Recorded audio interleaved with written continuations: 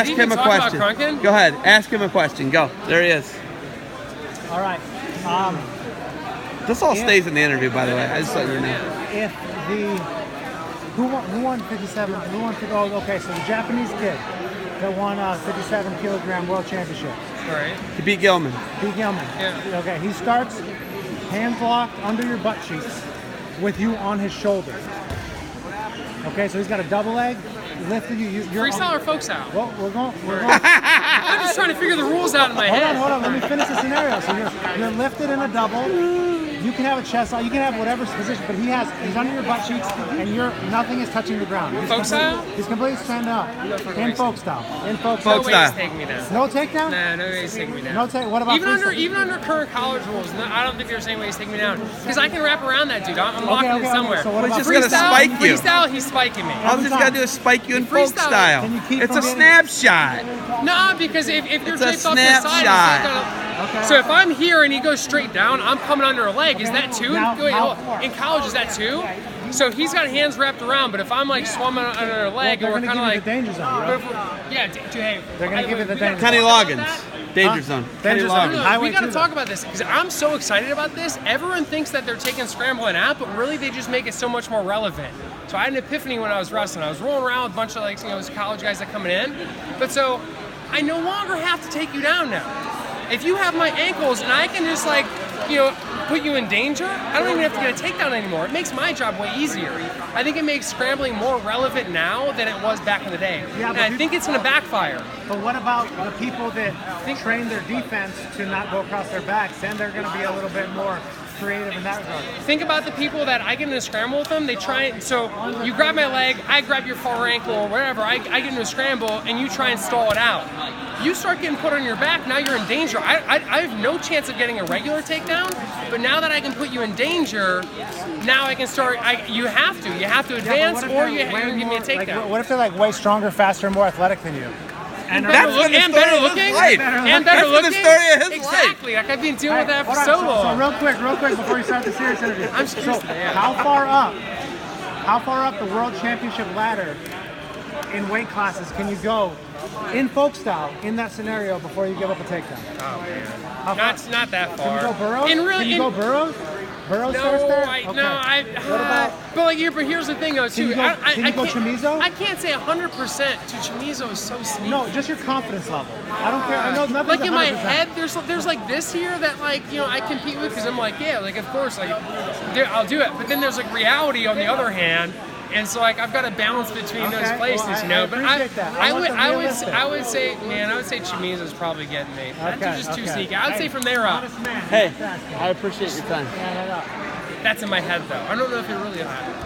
Okay, so now we're gonna talk we gotta talk like a real. Yeah. That was real. Yeah, it was fun. I'm glad that you had to chime in. No, I like it. He was testing your confidence level. He's well thought out. Okay, so we're here at Hammer Camp. Tell me about Max Askren, Askren Wrestling Academy here in Ohio, Hammer Camp. What are you guys getting out of it? So this is the first time I've ever actually been down here, and this is freaking cool. I've just never been in an area where I've been at OTC where they have so many guys together as far as workout partners and competition.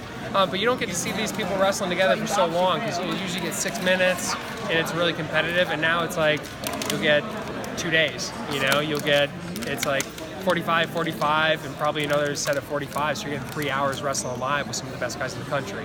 And then not only that too, it's I get to pick the brains. It's you don't have many peers in your area, so it's for you to be able to pick the brain of some of these other guys. So it's we've got Shirt Matter with Young Guns, we got Lawrence, we got Barnett, we got Luzicki, so we got all these guys that, for me, it's fun to see how they're thinking and what they're thinking about. Because it's building our sport as well as building our athletes. It's we want to have great athletes, but if you have 3 of them, it's you're not doing much for the sport. You can only pick Ben's brain so much, right? Yeah. Exactly. You guys think similar? Would you say? I'd say we have a very, very similar base. And so it's I can tell you tendency-wise where he'd probably be at.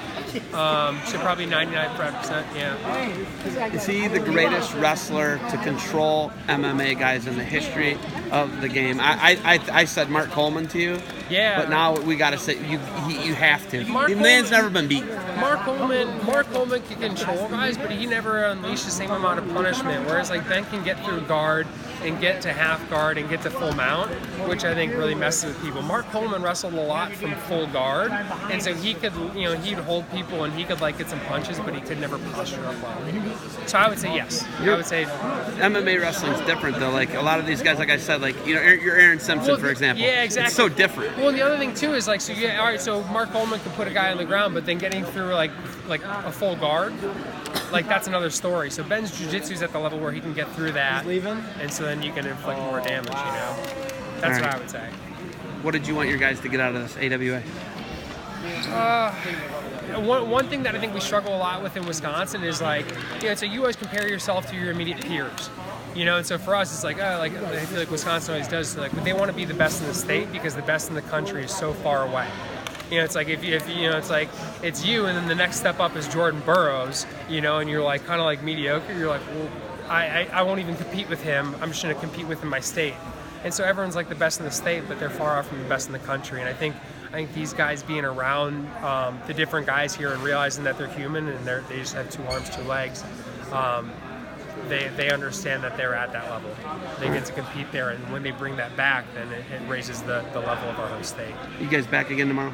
We're back again tomorrow, yeah. So we're going to be staying at Mike's house. Zipline. Yeah, we're going to be, ziplining. You gonna zipline? Yeah, we'll do it. You will? Yeah, heck yeah. I don't know, how big is it? I think it's pretty good. All right, yeah, I'm down. But yeah, so we get to stay there tonight. So, and again, just interacting with those guys. Then we'll be back in for a great day of wrestling tomorrow. So. All right, man. Well, safe travels back to Wisconsin. Thanks a lot, Zeb. We'll see you tomorrow, right? I'll see you.